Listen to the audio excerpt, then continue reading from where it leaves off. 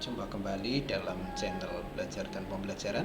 Pada kesempatan yang berbahagia ini kita akan membahas terkait tentang bagaimana sih cara menulis mudah serta menyenangkan. Teman-teman semua bisa melihat mengunjungi di blog saya Adi Setiawan, blog.uin-suka.ac.id.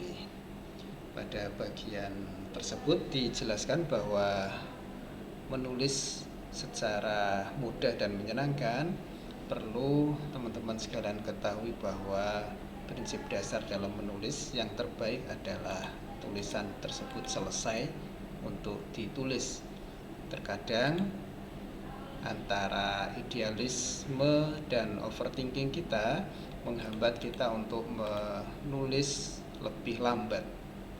Ibarat anak-anak ketika belajar berjalan, mereka akan memiliki prinsip yang penting menyenangkan bagi dia, bisa berpindah tempat.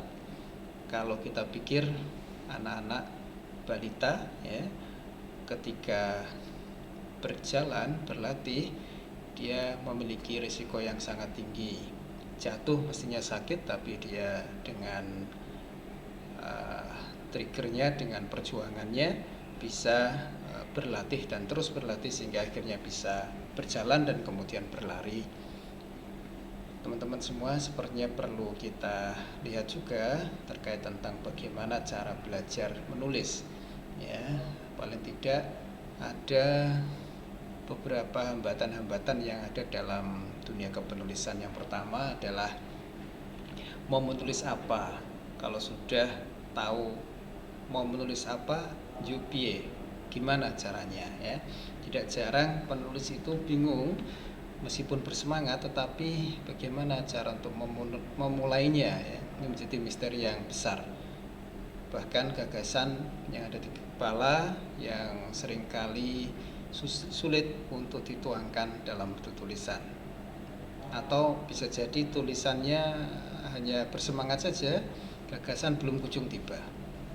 Yang kedua, tidak percaya diri. Teman-teman semua pasti akan bermula dari keraguan ya. Sekali lagi, teman-teman semua harus memiliki cara bagaimana percaya diri menjadi muncul, kemudian akan termotivasi dan memiliki niat supaya bisa menulis.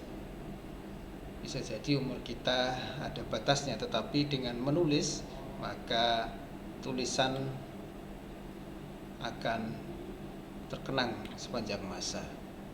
Apalagi dalam sistem jurnal sekarang ada DOI, manakala sudah publish memiliki DOI, insya Allah akan sepanjang masa bisa terakses. Yang ketiga, kehabisan ide. Teman-teman semua kiranya pemahaman atau pengetahuan ini perlu menjadi referensi bagi teman-teman semua bagaimana ide-ide yang perlu ditulis dalam sebuah tulisan yang ideal. Dan yang keempat, keterbatasan kosakata dan tata bahasa. Ibarat wadah air atau teko, jika tidak ada airnya di dalamnya maka tidak mungkin bisa untuk mengeluarkan isi, karena tidak ada yang mau ditulis. Teman-teman semua, untuk mengatasi ini, keterbatasan kosakata serta tata bahasa, harus lebih banyak lagi untuk membaca atau melalui indera visual maupun auditor kita. Rajin mendengarkan diskusi dan lain sebagainya, insya Allah akan menjadi penambahan wadah air kita menjadi terisi.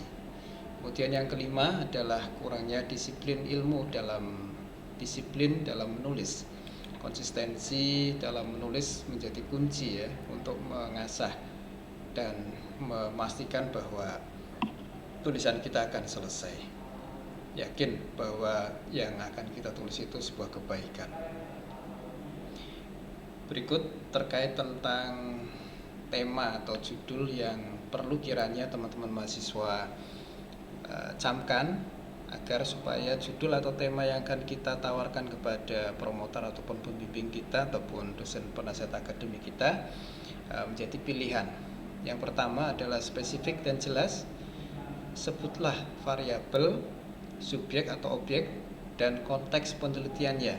Jadi aspek spesifik dan jelasnya ini akan terpenuhi. Kemudian yang kedua, singkat dan padat. Idealnya ada 10-15 kata, maksimal 12 kata dalam tulisan di jurnal ilmiah internasional. Kemudian mengandung isi atau konten yang mendasar. Teman-teman semua, pemilihan judul seperti dalam lazimnya basic konten tulisan dan memudahkan pencarian database di internet ini menjadi bagian yang mendasar. Jangan sampai ada variabel ataupun konten yang mendasar belum tertulis dalam judul. Kemudian yang keempat adalah mencerminkan metode dan hasil. Jika diperlukan, mencakup jenis studi, pendekatan atau temuan utamanya. Jadi basic konten yang terkait tentang metode serta hasilnya akan bisa terbaca oleh calon pembaca kita. Jadi mereka akan tertarik untuk membaca artikel ataupun meng-ACC judul yang kita tawarkan pada pembimbing. Terakhir, bahasa formal, mudah dipahami oleh pembaca dan mempesona atau sedang menjadi tren. Untuk spesifiknya, gunakan gaya kalimat sesuai disiplin dan keilmuan dari kita dan audiens. Hindari jargon atau singkatan-singkatan yang biasanya para pembaca secara awam tidak memahaminya. Demikian, semoga bermanfaat. Jumpa kembali dalam tema berikutnya, bagaimana cara menulis abstrak ataupun pra-abstrak, kemudian result atau discussion, dan seterusnya. Wallahu a'lam bishawab. Assalamualaikum warahmatullahi wabarakatuh.